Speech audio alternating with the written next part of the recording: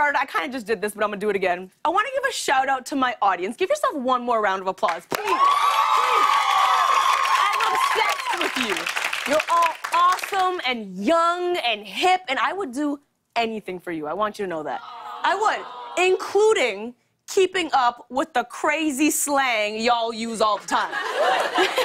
You know, slang is the easiest way to know how old someone is.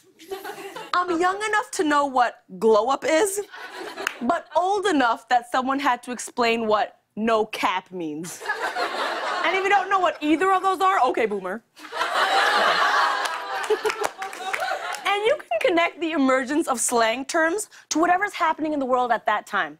For example, after the 2016 election, the most popular slang terms were woke, social justice warrior, and triggered. Makes sense, makes sense.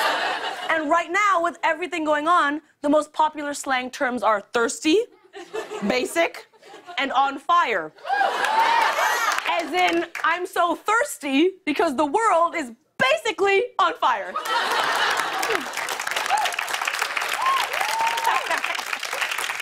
Can y'all relate to this?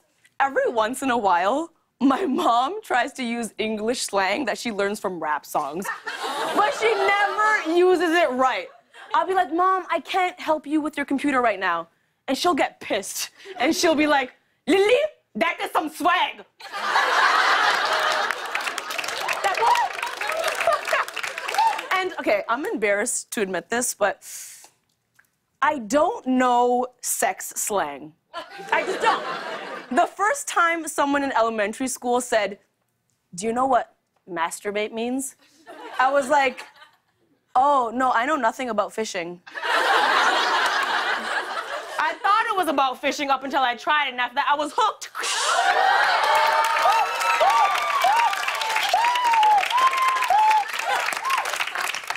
Now, it gets really confusing when I hang out with my girlfriends and they start talking about their dating life.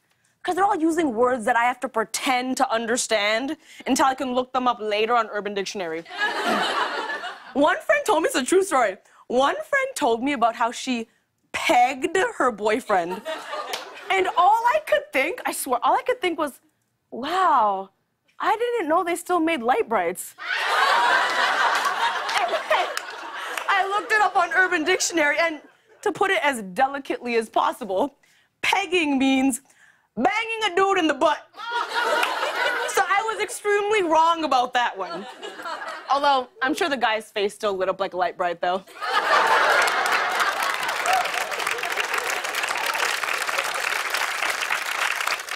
And slang can get very confusing. First, saying something was bad meant something was cool. Now saying you're dead means something good. And at one point in Toronto, cold meant cold, but if you were talking about the beat of a song, cold also meant hot. So the best way to compliment a musician would be to say, your song is bad. The beat is so cold and now I'm dead. But I'll say, coming from Toronto, I heard a lot of different slang words growing up. Toronto is such a melting pot of cultures and languages. It's one of the only places where you walk by a group of men just to see how diverse the cat calls are. Like, on one corner, someone will be like, okay, that's only it, ah. And then on the next corner, someone will be like, ariye, ariye, inna serinka. And then finally, you'll go further down, and someone will just straight up be like,